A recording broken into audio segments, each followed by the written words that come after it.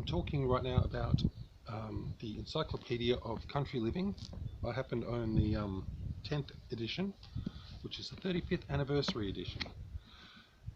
Now, I really regret buying this book. It wasn't very expensive. I think it was like $30 Australian. But yeah, I've always, well, ever since I really got involved in reading a lot of like survival blog and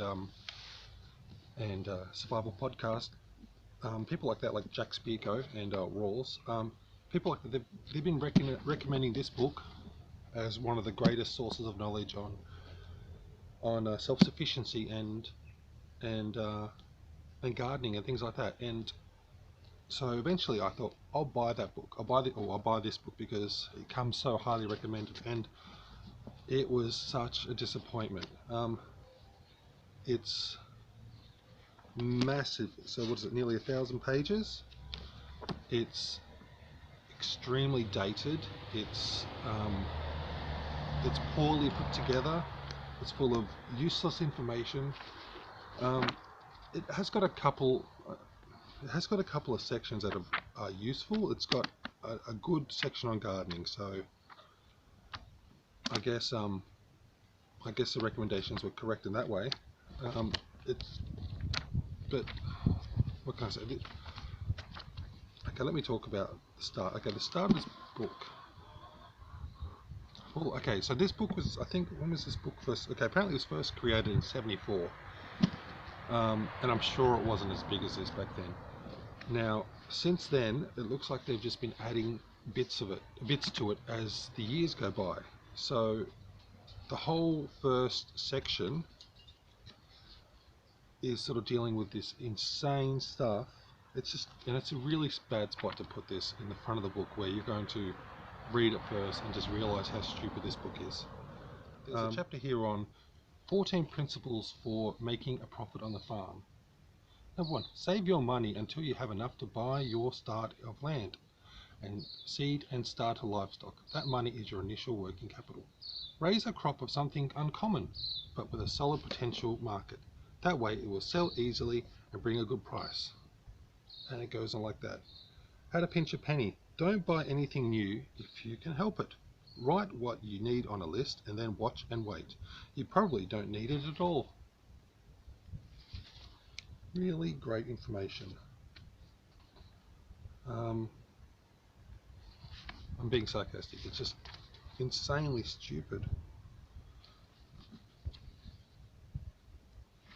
The illustrations are not very helpful at all. They're really sparse. Like you'll go half a dozen pages maybe and not even see a single illustration. So like in the section talking about plants, they have hardly any. So this is all about different types of mustard.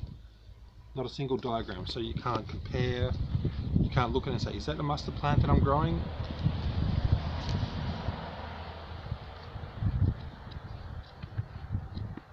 See, it's hard to find diagrams. There you go. Here's a whole section on different endives, and just at the bottom there's a picture. Sorry, different brassicas, and at the picture is a picture of an endive. So yeah, there you go. That's an endive, but you don't know what the rest of it is. It's just really useless. Here's a picture on canning food. So they've just got a picture of a person carrying some boxes of fruit. Excellent. That really helps you when you're trying to work out how to can fruit. Yeah, this book is just so terrible. Another issue I have with this book is that, so they'll go into a section and they'll talk about, here it is. They'll give you information on where to find more information, but they usually give like a fax number for you to call. Like, who uses fax machines anymore? A few of them have websites, which it's kind of silly printing a website in a book because a lot of these websites aren't really working anymore. Well, some of the ones that I tried at least. So it really dates the publication. yeah, they'll talk about, let's see.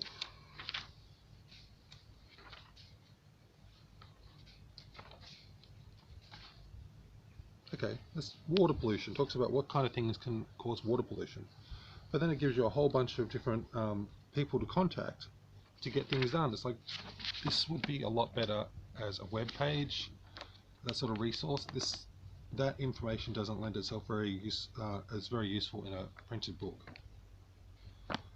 I read a lot of negative comments on Amazon after I purchased it, talking about the quality of the paper. It is really flimsy paper, but it's not terrible.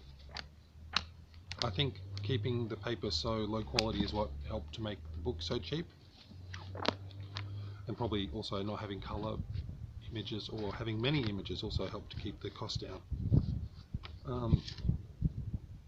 Yeah, I don't recommend this book to anyone unless you have a lot of money and you just feel like making it a library. Then go buy it, but I wouldn't recommend it. Thank you for watching my video. If you'd like to know more, please go to littletassyprepper.com.